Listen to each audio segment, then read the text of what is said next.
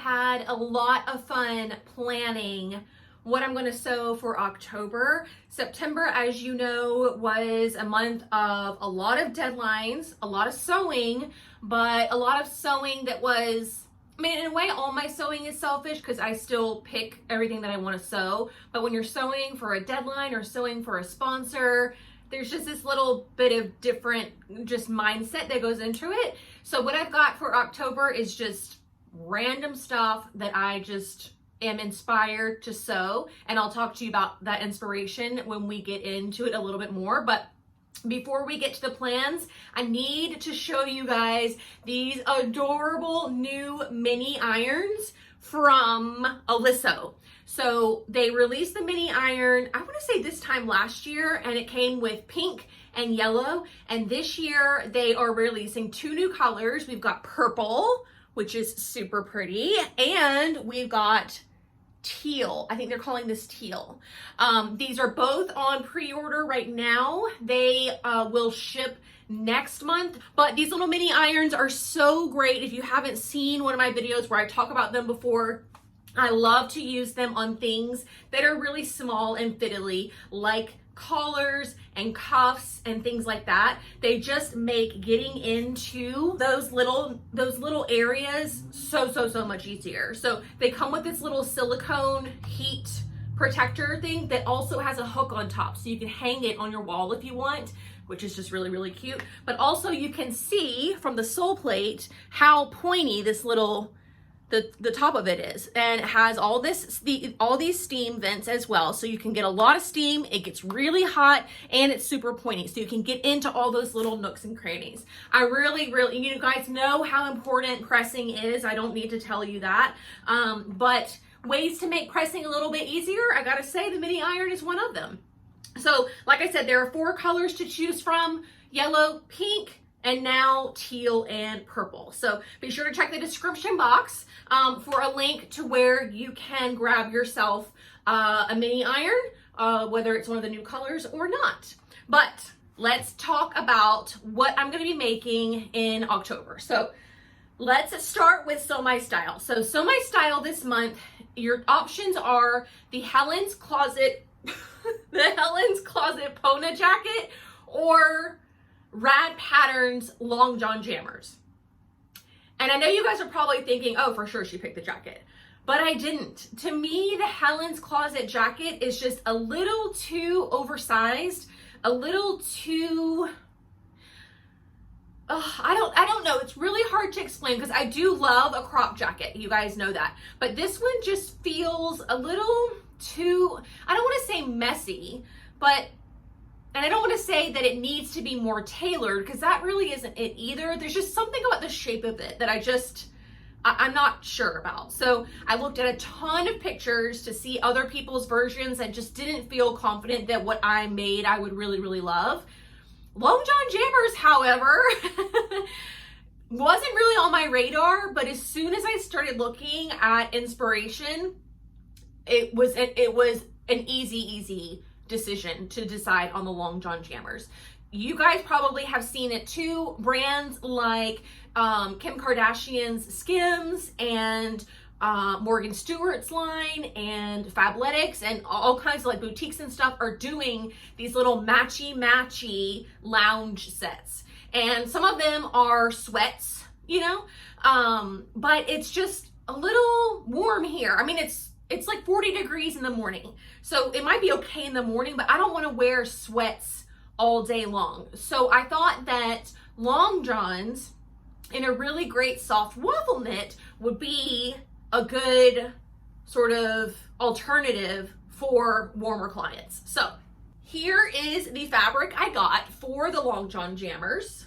So cute, right? It is a waffle knit. It is super fluffy. It is super, it's not thick by any means, but it is a thermal, so it is going to be insulating and warm. You can see that, like, I can see you guys through this. I don't know if you can see me or not. So it's not completely opaque, but it's also not sheer. It is thin, you know, like, you're not gonna go answer the door in this without a bra on. You're not gonna leave the house in just this. It's definitely for the home, which I am totally okay with, because not that surprising, not a newsflash, we're just spending a lot more time at home. So I got this to make the long johns for some of my style, but also I wanted to get a matching top. So anytime I don't have a specific pattern in mind, I always go to Seamwork first. They have a huge library. I have a ton of credits built up. And so I chose their Ellie Henley, which is just your traditional Henley. It has a little button up. I like this one a lot because the neck is super deep. And like when I'm lounging around, I don't want something even a crew neck I think would just be too much. So I got something that was super deep. I also thought it'd be a little cooler to have like, all of that exposed.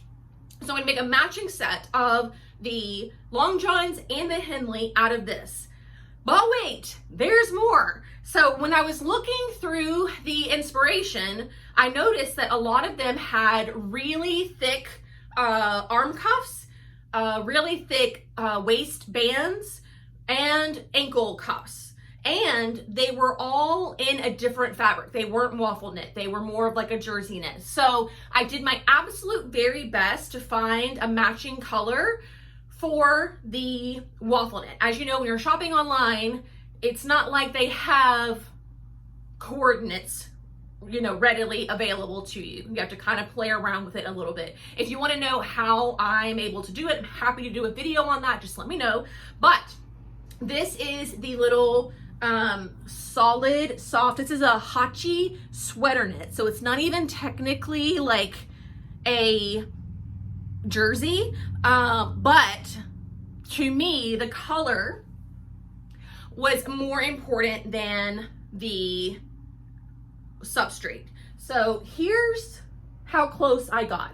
And although they are definitely different, they are still in the same tone. Like one isn't brighter than the other. They're kind of relatively the same, even if one is a little bit lighter. So I think I'm gonna go with it still and use this for all the cuffs and bands, and then use this for like the body and then like the actual pant. All right, next up, I'm kind of, and maybe this is because in September, I made dresses and like outfits to wear out. Maybe now that it's October, I'm thinking, okay, let me add to some of the stuff that I can wear indoors. So I came up with this really fun idea to do like an athleisure capsule wardrobe. So this is going to be leggings, sports bra, top, and cardigan, all from the same fabrics, like a little mini collection that I can swap out based on seasons, based on what I'm doing, if I'm just at home or if I'm going out, if I'm actually working out, or if I'm just hanging out. That's what this is for. So another one where there's like a lot of ideas packed into one, but the fabrics are as follows. So I got this athletic knit in New York City. It is tie-dye, and it is very much on the neon side of tie-dye, right? We've got the bright orange, the bright pink, but I'm pairing it with this deep, deep, deep plum purple. Let me see if I can do it this way. Because within all of those bright colors, all up in here, the darker spots are all this like same purpley deep color. So I'm thinking that if I sew the leggings out of this, sports bra also out of this, but the top and the cardigan out of this, it'll kind of tone things down a little bit. So I got the 5 out of 4 patterns ninja pants. They are leggings with a gusset and an option for a high rise band, and they're free. There are so many leggings patterns out there, $10, $14, and they're all the same. So I said, as long as they have a gusset, which is what kind of really helps you move around a lot, I can adjust the band to do whatever I want. But The 5 out of 4 one, I don't even have to do that because they have an option for a high-waisted band. 5 out of 4 is really becoming my go-to place for knit, for athleisure, for that kind of thing. Speaking of which, I also got their agility top, which if you remember from my first impression video I did on them a few weeks ago, it is a sports bra that has fabric sewn over it to make it like a sports bra and top in one. So I'm going to be making the sports bra portion out of this, the top portion out of this cotton jersey, and then I'm also going to make a standalone sports bra out of this and a standalone top out of this. I have a ton of this fabric, and I have enough of this fabric to eke out 2 sports bras and 1 pair of leggings. Then, are you guys keeping up? And then I'm going to sew this cardigan. So this is McCall's 7441, and you can see view A is just like the one the model is wearing, except for it's shorter. So this view A, the longer side in the back, should just barely reach behind my bum and cover my bum. But what I love about it is all of this drape that is built into it. So they have it where, yeah, here's A here. So A is like an open front cardigan, and it has all this pretty drape. It's shorter than some of the other options. I don't need a hood, like who's putting a hood on? So I'm gonna make this most simple, basic version, again, out of this grape purple plum color. So I will have a whole bunch of different mix and match pieces where if I'm going to the gym, I can wear leggings, the sports bra, and the top. If I'm going to the grocery store, just a real quick trip, I can wear leggings, sports bra, top combo, and the cardigan. So it covers, so my butt's not out for everyone to see, super tight pants. You know what I mean? So I have some mix and match options depending on what I'm doing. I think that'll be super fun and a great way to use up both of these fabrics that have been in my stash forever and ever. Oh, I should also say I'm breaking a cardinal rule of Sew My Style by buying fabric. I know, but despite all this fabric I have, I don't have any like lighter weight, like long john type of fabric at all.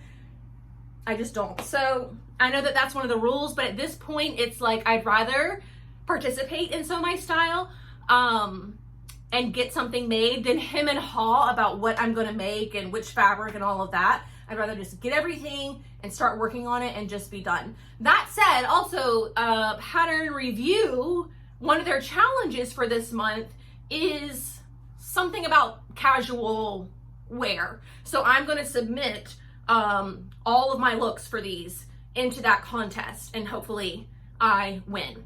If I have time, which I think I will because I have everything I need to make these things. Like today, I've got the fabric, I've got the patterns, I'm not waiting on anything. Plus, a lot of this athleisure type of stuff is like a super, super quick sew.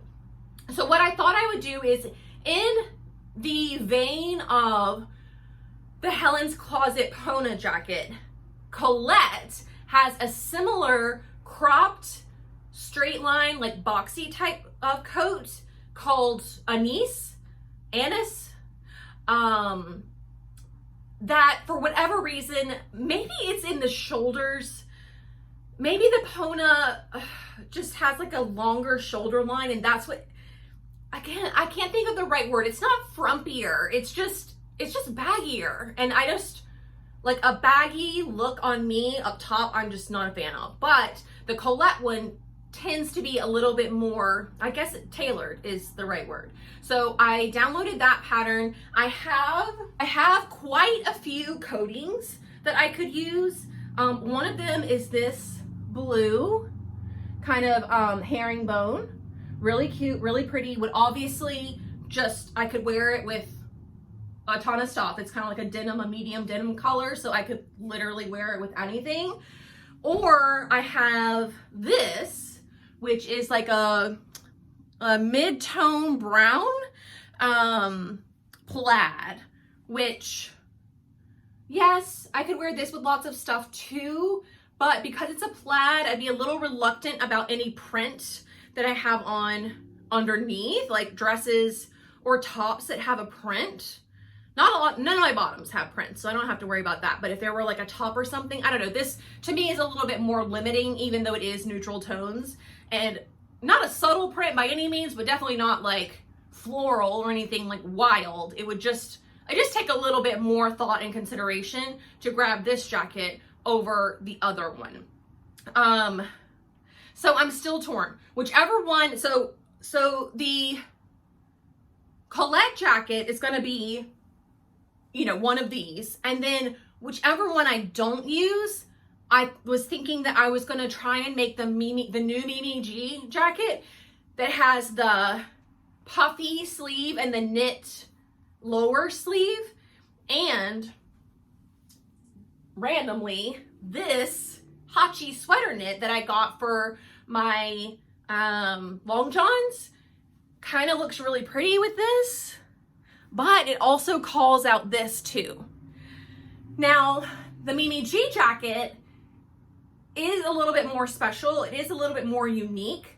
So they more inclined to make that out of this and pair up like special fabric, special jacket, and keep this a little bit more everyday, basic, plain. So I'm leaning toward this for Colette and then leaning toward this for Mimi G. What do you guys think?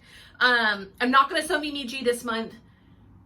December, January, like I'm not gonna buy the pattern online. I'm gonna wait for a sale at Joann, and my Joann isn't great about putting the new patterns out right whenever they come out. So I'm just gonna give it a few weeks, wait for the next sale, and then go get it and add it into my plans after all of that. So am I on the right track with that line of thought? Let me know what you guys think. Again, this is a if I have time. This is a hard maybe. This is a hard, like, maybe she'll get it done, maybe she won't. So we'll have to see about that. But everything else is ready to go. I have all the patterns printed. If they aren't big 4, then I have them printed on the AO files printed. I get it done here locally. I have a whole video about how I do it. You can search PDF patterns on my channel and it should pop up. So I'm ready to go and get sewing. And I'm really excited. So let me know what your plans are for October. Are you guys already starting to sew gifts? I mean, we're there. We're in October. So that would be completely normal and acceptable. So yeah, let me know what you guys are gonna be working on in October, and I will see you around. Thanks for watching. Bye.